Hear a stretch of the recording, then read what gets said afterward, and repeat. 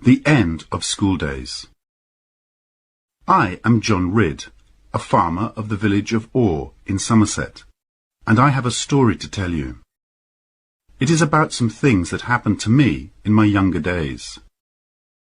On the 29th of November, 1673, when I was 12 years old, John Fry, a worker from our family's farm, came to collect me from my school at Tiverton. He rode his horse up to the gate, leading my own little horse behind him. He was 2 weeks early, so I knew something was wrong. "What are you doing here, John?" I asked him. "It's not the holidays yet." He would not look at me. "Oh, I know that, young Master Ridd. But your mother has saved the best apples and cooked some wonderful cakes, all for you." "And father? How is father?" I said. It was usually father who came to collect me, and it was strange that John Fry hadn't said anything about him. "Oh, he's very busy on the farm just now," he said. But John wasn't his usual self, and I knew this was a lie. When I had packed my bags and said goodbye to my friends, I got on my horse and we started the journey home. It was a long journey from Tiverton to Orr, and in places the road was very bad. John Fry would still not tell me why he had come to collect me, or answer my questions about father. He looked unhappy about something, but I tried to hope for the best, as boys always do. On the hill, at the end of Dulverton town, we saw a big coach with 6 horses. In the front seat of the coach sat a foreign-looking woman, and next to her was a little dark-haired girl. I could see from the girl's soft skin that she was from a rich family, and I felt too shy to look at her more than once. She didn't look at me at all. Opposite them sat a very beautiful lady in fashionable clothes, and next to her was a little boy who was about 2 or 3 years old. The woman in the front, I thought, must be the servant of the family. I always remembered the family afterwards, because I had never seen people who were so grand and so rich. After Dulverton, the road got worse and worse, and soon we came into a very dangerous part of the country. This was Exmoor, a place of high, wild hills and deep valleys. And on Exmoor lived a family of robbers called the Doones. Everyone was afraid of them. They had robbed and murdered on Exmoor for many years, and had grown very strong. Now it was getting dark, and a fog was coming down. It was just the kind of night when the Doones would be out, and we were coming near to the path that they always used. I wanted to ride fast and cross the Doone path as quickly as possible, but John Fry knew better. "Go slowly and quietly," he said, "if you want to see your home again." But when we came to the valley where the Doone path was, we heard the sound of horses. "Hide," said John, and we rode our horses off the path and hid. But I wanted to look at the Doones, and went up onto a hill above the path. From there I saw a frightening sight. Below me, moving quietly, were 30 horsemen. They were heavy, strong men, like all the Doones, and they were dressed for battle, carrying guns. Tied to their horses were all the things they had stolen. Some had sheep or other animals, but one man had a child across his horse, a little girl. She had on a very expensive dress, and I thought it was the Doones had stolen her. I could not see whether she was alive or dead, but the sight of that child made me sad and angry.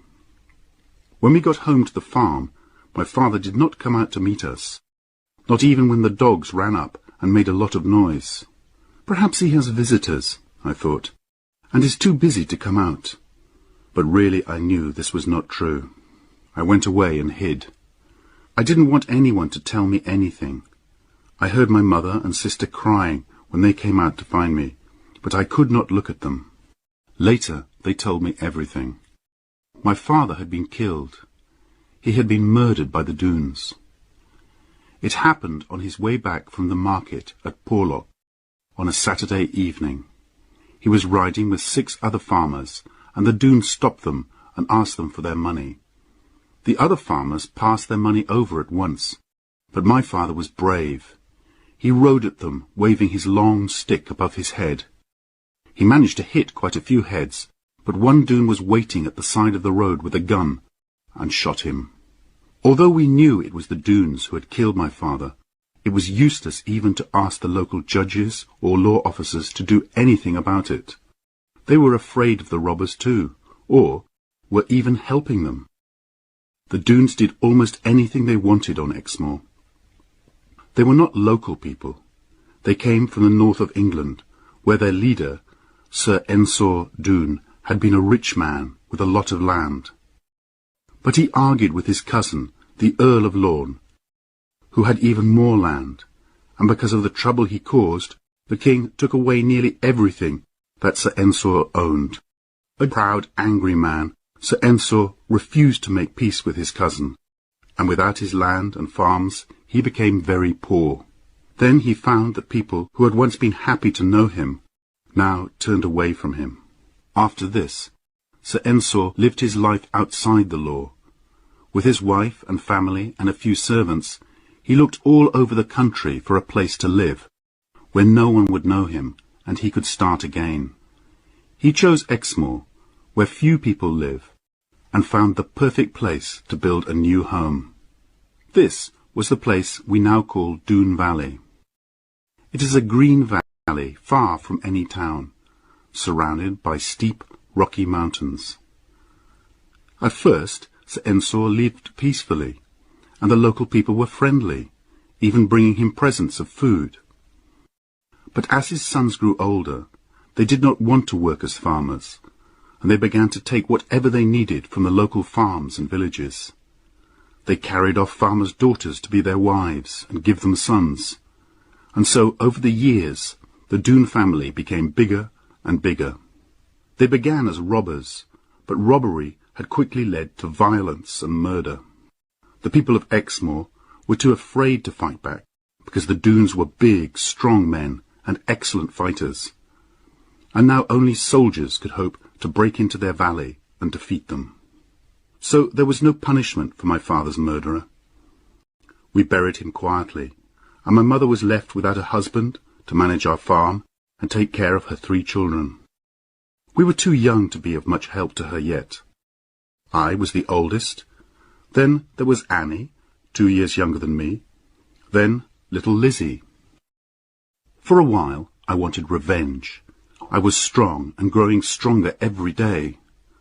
But my mother always calmed me down when I talked of revenge.